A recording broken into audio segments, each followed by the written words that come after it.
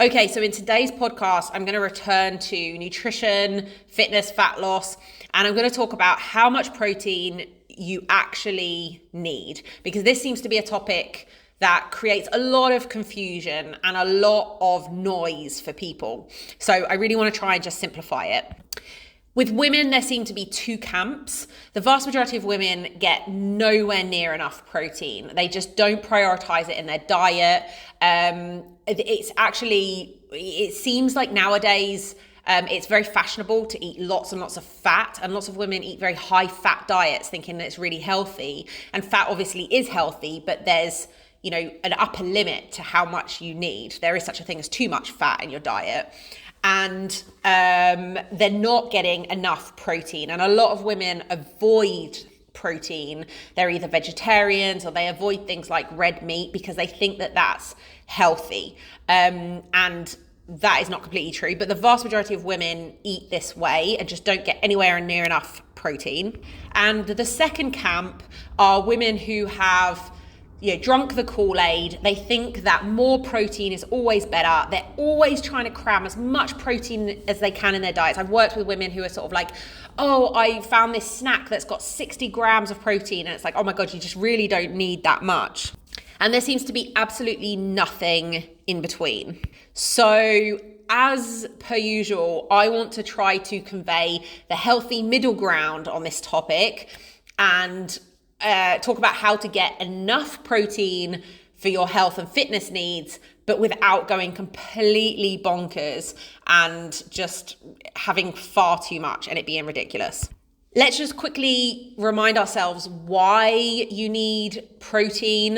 You obviously need it for muscle building, which is a concern for some women, not so much for others. Although I would argue that as we age, we should be prioritizing building muscle in our training programs because that, for a whole bunch of reasons, it keeps us strong, it prevents injury, but it will also keep our metabolisms higher as we age. The only reason that your metabolism slows down between the ages of 30 and 60 is because of loss of muscle mass. There are no other mechanisms by which your metabolism slows down. So maintaining muscle mass through as you age is extremely important for general health, for avoiding injury, but for living an independent life, but also for maintaining a healthy weight throughout the lifespan. You also need a certain amount of protein just for general health. Most of the body is made out of protein, not just muscle is made out of protein, but so many parts of the body, things like keratin, things like collagen, these are all protein. These are all different proteins in the body. Your nails, your hair, your skin, your organs, they're all primarily made up of protein, and you need to have a certain amount of protein in your diet to be able to repair damaged cells and to be able to keep everything up and running and everything healthy. Again, a really good comparison is fat. A lot of women are really concerned about getting enough fat in their diet and the right kinds of fat in their diet. And it's absolutely important to get enough fat in your diet, that's for sure. But most women are eating far too much fat, and they don't look at protein in the same way, that you just need protein in your diet for certain bodily processes, for certain metabolic processes, for certain tissues. You just need it for general health. Protein is also an essential nutrient. Your body can't really make it. It can to some degree, but you need to take in protein through your diet for all of these things that we talked about, because your body can't make it. And there are certain types of proteins that your body can't make, certain type of amino acids that your body can't make. So you have to ingest it through your diet. But again, it's just not as fashionable as fat. And so women tend to not worry about it when they really should, at least as much as they worry about fat. And a third reason that you need protein is for satiety and for managing blood sugar levels. If you base your meals around protein, you're much more likely to manage your blood sugar levels, and you'll feel much fuller. I might talk about that a little bit later on as well. So it's really, really, really good for fat loss. Okay, so let's dive straight in with what I consider to be the magic number, and that is 1.6. So you need 1.6 grams of protein per kilogram of ideal body weight.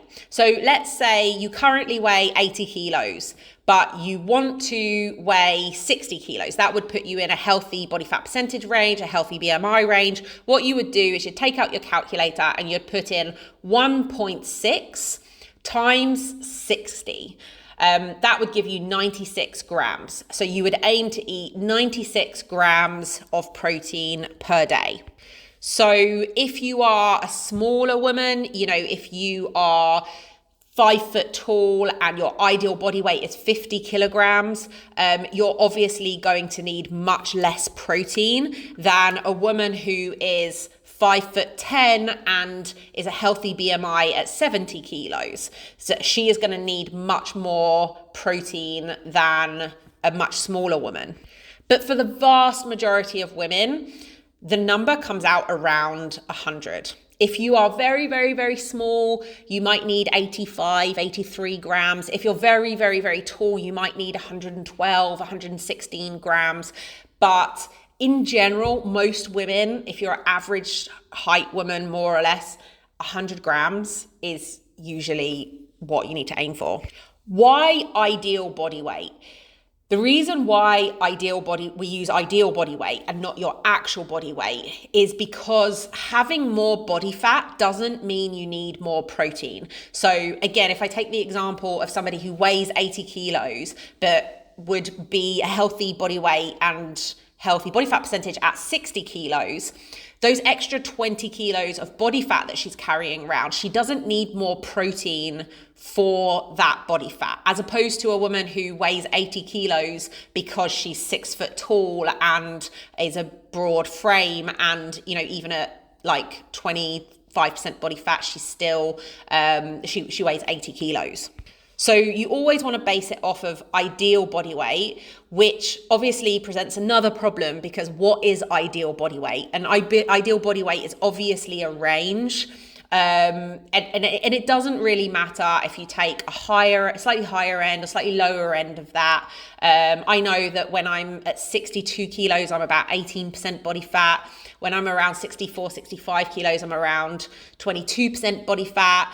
But the difference between those numbers is only a few grams per day. So there's a bit of a range. Don't be too stuck on one specific number. If you need 96 grams a day, don't worry about it. Aim more for a range. And a good way of going about it is 10 grams either side of it, right? So like if you need 96 grams a day, somewhere between 86 grams and 106 grams a day, right? Trying to get in that range somewhere. Why 1.6? As far as I'm aware, studies have shown that there's no real advantage to eating more than 1.6 grams a day. And there are lots and lots of numbers thrown around. I mean, I see things in the bodybuilding and CrossFit community, numbers as high as like 2.2 grams per pound of body weight. And it's an absolutely obscene amount of protein. It's probably not unhealthy, but in my experience, if your protein goal is too high, one, it's just unnecessary. You just don't need that much protein. Two, it takes the place, it ends up being very difficult to maintain your weight and eat that amount of protein, because the protein takes the place of carbohydrates and fat. And so you have to eat more calories to have a balanced diet.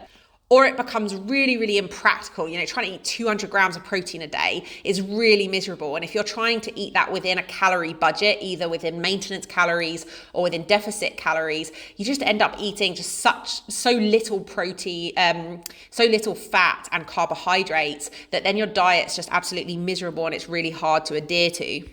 But as far as I am aware, there is absolutely no advantage to eating more than 1.6 grams per kilogram of ideal body weight. Sometimes we might go as high as 1.8, especially if somebody's in a surplus and really training very, very hard, say training 4 times a week, eating in a calorie surplus, really trying to bulk and gain muscle. There may be some advantage to having just a little bit more. But most women that I work with and most women that I know, they don't fit that category and they aren't trying to do that anyway. So 1.6 already is like a little bit more than what you probably need, and it will be enough. It's also important to point out that 1.6 grams per kilogram of ideal body weight is the right amount for a woman who is trying to build or maintain muscle mass. So you have to be lifting weights for this to be relevant. You have to be concerned with the pursuit of building or maintaining strength and muscle mass, okay? Because you need that for the recovery. But if you aren't trying to build muscle and if you don't lift weights or do any sort of strength training, you probably don't need that much. So it's very much, this is where it starts to get more colorful because it's not a one size fits all. It really depends on your needs as an individual. Before I talk about some other numbers, I just want to add that eating 1.6 grams per kilogram of ideal body weight per day is also quite a reasonable amount that doesn't feel excessive and doesn't take up most of your diet. It helps with satiety, so it's really good for fat loss. If you are in a calorie deficit, you should be aiming for this amount because it will help you feel fuller for longer. It takes longer to digest protein.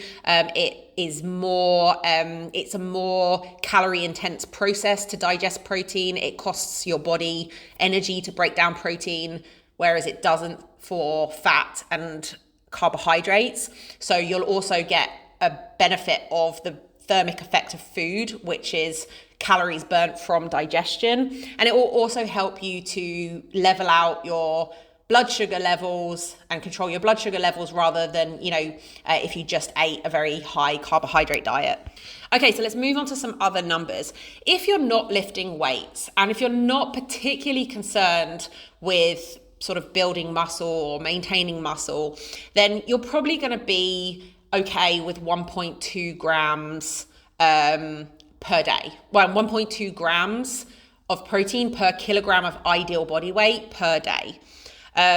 This is probably enough for the general population. Hopefully you're doing some kind of exercise, let's say if you run or if you do HIIT classes, but you're really not that concerned about, building muscle, which I think everyone should be, and it should be a concern of yours. And you do want to make sure you're getting enough protein to repair muscle as well as all the other tissues that we talked about. But if it isn't your primary goal and just general health is your primary goal, 1.2 grams per kilogram a day will probably suffice. So when I have a client who, is lifting weights, very quite heavy weights and aiming to do a progressive overload and progressing in her program, training 2-3 times a week, I will always give her 1.6 grams as a goal. But I will usually give her a range that ranges from 1.2 to 1.6 grams per kilogram of ideal body weight. Especially if she's struggling to meet her protein goals, I'll give her a range that feels more doable. So instead of 100 grams per day, maybe she only needs to eat 80 or 75 grams per day. And I'll try to encourage her to build it up, by 5 grams at a time. But if somebody's really struggling to hit the 1.6 mark, then you can definitely do well with less.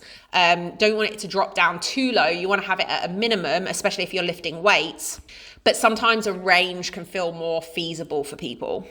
And as a general rule, absolute minimum, whether you're exercising, whether you're lifting weights, whatever, should be 1 gram per kilogram of ideal body weight a day. And this is really important not to drop down below this, because again, like I said, protein is essential for health, for healthy tissues, not just for building muscle. So, if you are concerned about, if you take omega-3 and you are concerned about getting enough of certain types of fats, you should also be concerned about getting enough protein and getting a good variety of different types of protein sources and different amino acids.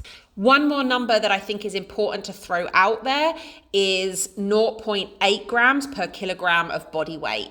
Now, that is the number given by the World Health Organization as the absolute minimum for general health.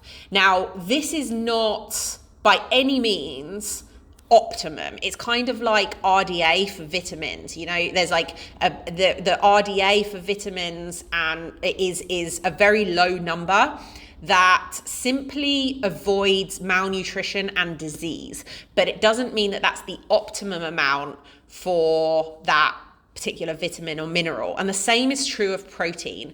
0.8 grams per kilogram of body weight is the absolute minimum to avoid malnutrition and disease.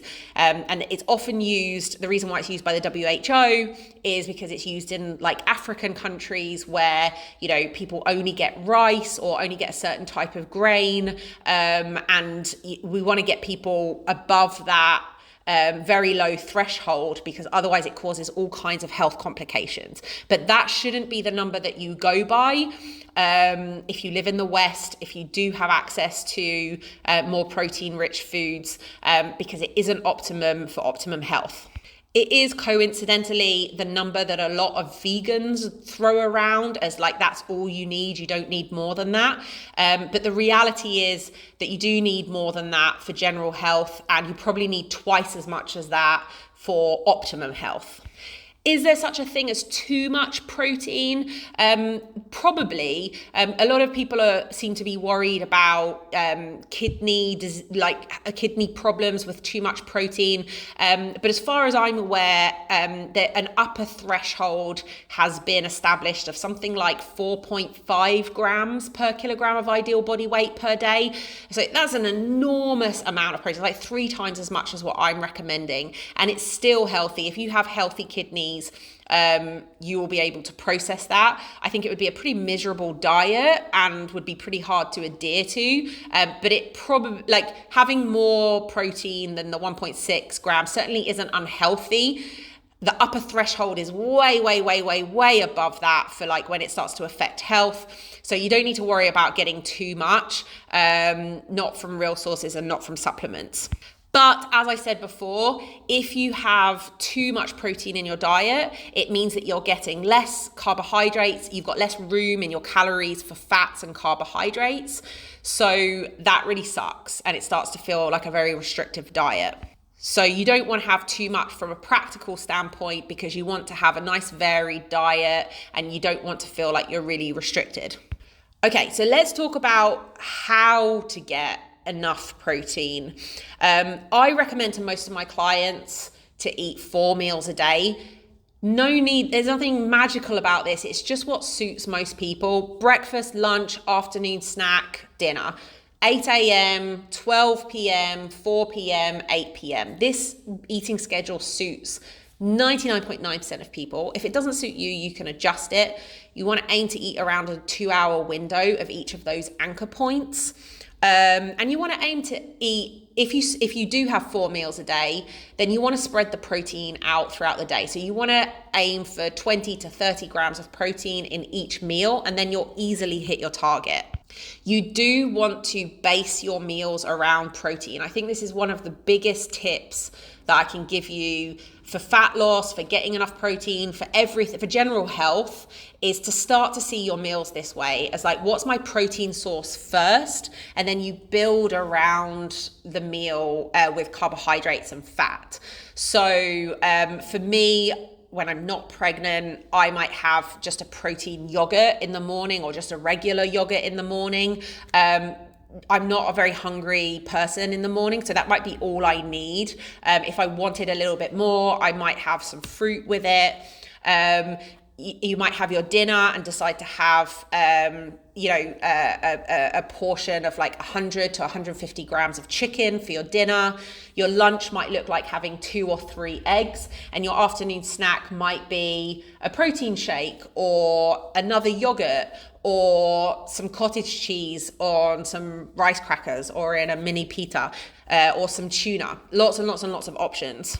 But the important thing is that you want to decide what your protein is for each meal and then build the rest of your meal around that. A lot of people don't do that, and they just start with the carbs or whatever else it is that they want to eat, and protein is an afterthought if it's a thought at all. And then in terms of like what to eat to hit this protein goal, I think it's a really good idea to have a real food first approach. So you want to base your diet on meat, fish, chicken, and dairy products that all have and eggs that all have very, very, very high quality protein. They're complete proteins with a really good amino acid profile. And if you base your diet off of that and every single meal aim to have one of those things, you can build, you're going to get all of the different amino acids that you need across your day, across your week, across your month, and so on. This is also the most filling way to eat and often the most satisfying way to eat. In terms of supplements, I really do recommend for most people to just get a really simple whey protein powder. So whey is based on milk. Obviously, if you can't tolerate dairy, you might have to get a different type. But whey is the most simple, most basic, and cheapest form of protein powder, and it's the most widely available. It's usually there's 2 different types of whey protein powder. There's ones that have artificial sweeteners in and are very low calorie and usually, targeted at people who are dieting, or you can get what's called gainers, where they have lots of carbohydrates and sugars in them as well to help people bulk up. So you obviously want the first type. Even if you don't like the idea of artificial sweeteners, they're perfectly safe, and you're only using this as a supplement to your diet. It's a very, very, very convenient way of getting protein. Each scoop is between 20 and 30 grams of protein. It's a really high quality protein, really good amino acid profile. So there's really no need to invest in anything more expensive or more fancy like casein or like vegan protein powders and things like that end up being really, really gloopy in my opinion. I have a protein shake most days just because I find it quite convenient and really, really tasty. Now, if you just mix protein powder with water, it sucks. And some people still actually do this. I used to do this in my early 20s when I started becoming a bit of a gym rat, but it's a really disgusting way to consume calories. What I usually do now is I either have a big berry shake and I use a pot of yogurt, in that just plain yogurt, which gives me about 10 grams of protein. I use 200 milliliters of soy milk just because I have a lot of dairy, so it's just to vary it up, which gives me about another 6 grams of protein. And then I top it up with half a scoop of protein powder. Why half a scoop? Because I find a whole scoop kind of takes over the flavor. I use a vanilla protein powder and it makes it kind of a little bit gloopy. Whereas half a scoop blends in really, really nicely. And again, a real food first approach. So I'm getting most of my protein from yogurt and things like that, and then just supplementing with what's missing. And when I want a more simple protein powder or protein shake, I have 200 milliliters of regular milk, a banana, and a whole scoop of vanilla protein powder and ice. And that makes this really nice banana milkshake. But you can obviously play with different variations and different flavors. I like to get a plain vanilla flavor because it blends in with most things. But there's obviously like a whole array of flavors that you can play with on the market. Protein bars. Now, I'm not a big fan of protein bars. I find that they upset my stomach and I think they taste really, really gross. But I have worked with some people for whom it doesn't upset their stomach. They find it really easy and convenient. And they have certain bars that, you know, are like chocolate and whatever flavored, and for them it hits a sweet spot where they feel like they're having chocolate, they feel like they're having something sweet, they feel like they're having a treat, but they're actually having protein, and they find it very convenient because, you know, when they're on the run, to just pick up a protein bar or throw a protein bar in their bag, it doesn't spoil. So, you know, either way with protein bars, it's really up to you. Just give it a go, see if it works for you. If it doesn't, don't worry about it. And if you do like it, then great.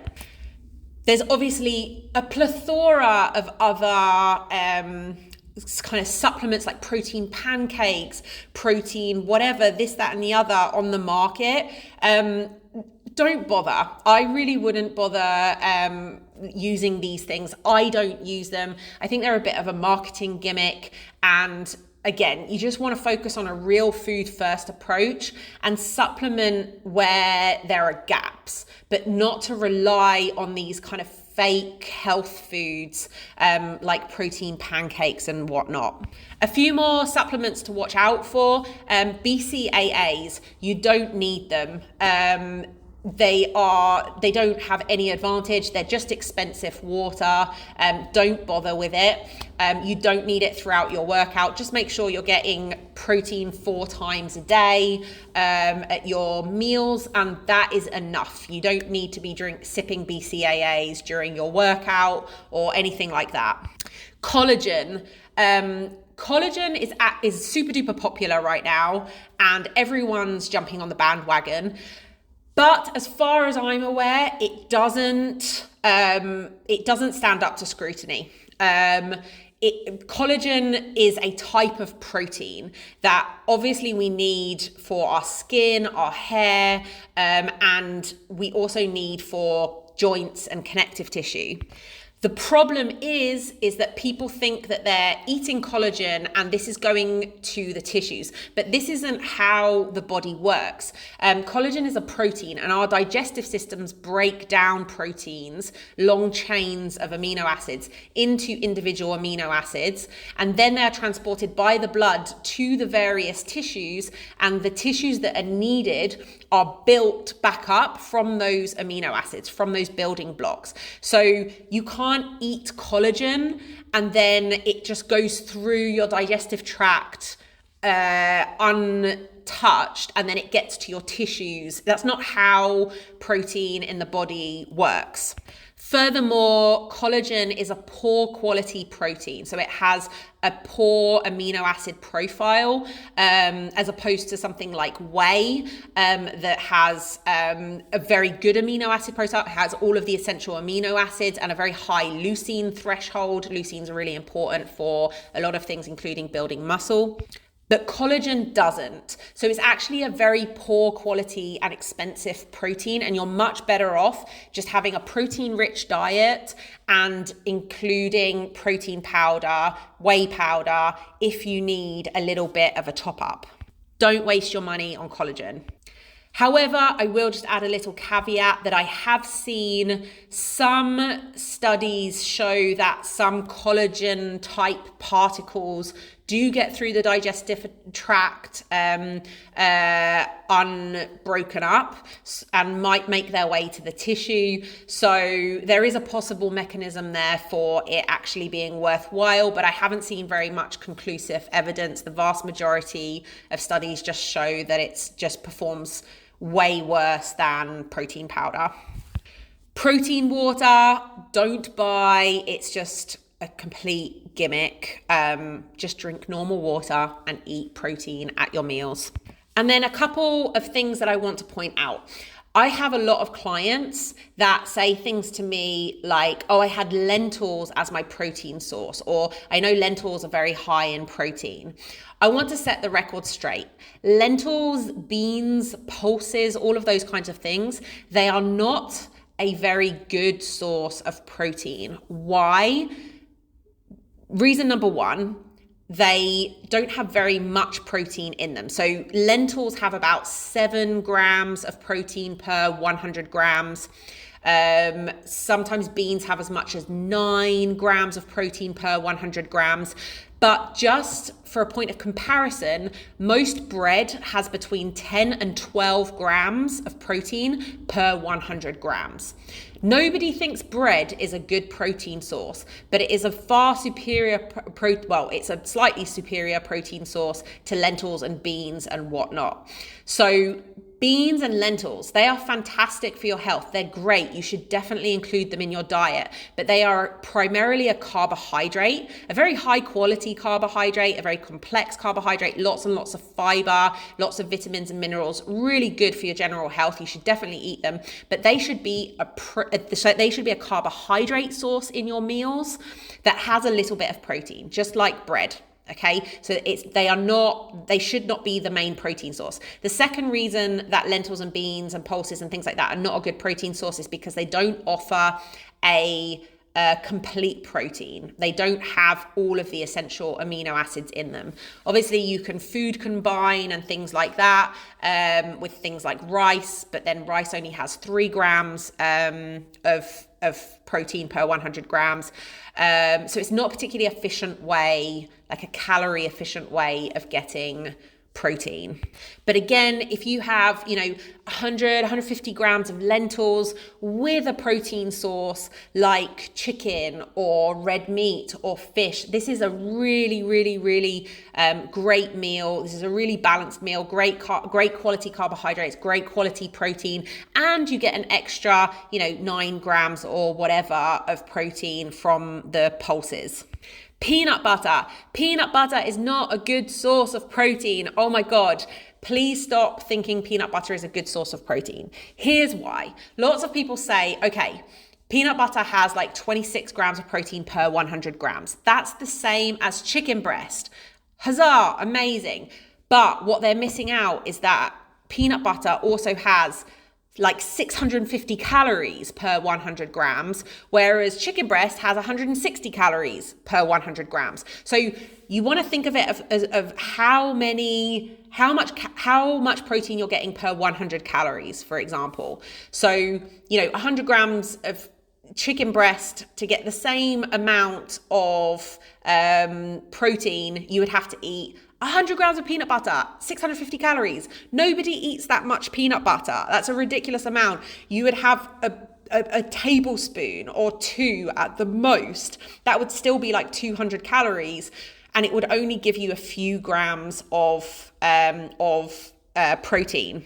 So when we're looking at protein sources, we don't want to just look at how many grams of protein it has per 100 grams. We also want to look at how many calories it has per gram of protein or per 20 grams of protein or whatever. And peanut butter is a very, very, very calorie dense food. You will just end up eating so many calories to get enough protein for your needs.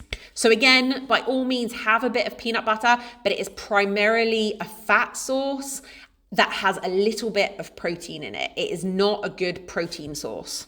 Soy and tofu are good variants of, or good sources of protein. It's quite high in protein. The various soy products vary. I think tofu is over 25 grams of protein per 100 grams, and it's a sensible amount of calories. So it's definitely a good option for vegetarians or vegans, or for people who want to mix it up because they have plenty of dairy and meat and whatever else in their diet. And one final myth before we move on: quinoa. Quinoa is not a good protein source. It has people sort of say it is because it's got a whole protein in it. So it has all of the essential amino acids, but it only has 3 grams of protein per 100 grams. That's the same as rice and a quarter that bread has. So stop eating quinoa for protein. Again, it is a carbohydrate, a very good quality carbohydrate that has a little bit of protein. But I also want to point out that it has to be shipped from Bolivia and the Andes for us in the West to eat it, which costs a lot of fossil fuels. And now Bolivians can't afford quinoa, which was their staple for thousands of years, because it's a health food in the West. So I'm just saying that, there is a little bit of an ethical quandary around that. Vegans and vegetarians, I'm not going to go into too much depth. Maybe I'll do this in a different podcast, but just to say that if you are a vegetarian, I've worked with lots of vegetarians, it does mean that every meal has to include either eggs or dairy, and that can be quite difficult. It's quite a difficult change. Most vegetarians do not have a protein focus in their diet, so it's usually a harder shift to make, but it really does help them get more fullness and get better results from their training program. Vegans, obviously, they are mainly using very high carbohydrate foods or high fat foods, like ones that we've mentioned, like lentils, pulses, beans, peanuts, peanut butter, and trying to make up enough protein per meal for health reasons. Now, on the one hand, vegan protein sources are lower quality. They are much less bioavailable. So on the one hand, that 1.6 grams per kilogram of ideal body weight is low for vegans. You actually need more to get the same amount of protein in your diet because it's just a lot less bioavailable. But on the other hand, it's extremely hard to get that much when you're a vegan. So you might have to sort of go for a compromise and have like less overall protein, but just you do have to be conscious to make sure you're getting like a good amino acid profile and getting a decent amount of protein per meal, and that you're not falling for myths like lentils being a really great protein source, or things like broccoli. I've seen vegans say that like broccoli has more protein than red meat. No, it doesn't. That's just a lie. So while I find working with vegans quite challenging because I don't think it's the ideal way to eat, I do actually work with vegans because I can often help them get a better diet than what a lot of vegan sort of propaganda can help them get. So maybe I'll do another podcast on that, but that's just a quick overview of sort of veganism and vegetarianism. Okay, so I think that's it. I think I've covered all of the major points of protein, why you need it, how much you need, and how to get enough. And I've busted a few myths along the way. As per usual, my goal is to give you a kind of healthy middle ground, a nuanced look at like exactly what you need, rather than kind of falling into extremes. And remember that you do need protein just to be healthy. You don't just need it for building muscle. So you do want to make sure you have some focus on getting good quality protein in your diet, even if you're not somebody who's particularly concerned with lifting weights and being strong. Let me know if you have any questions about protein intake, and I will make sure that I cover it in another podcast.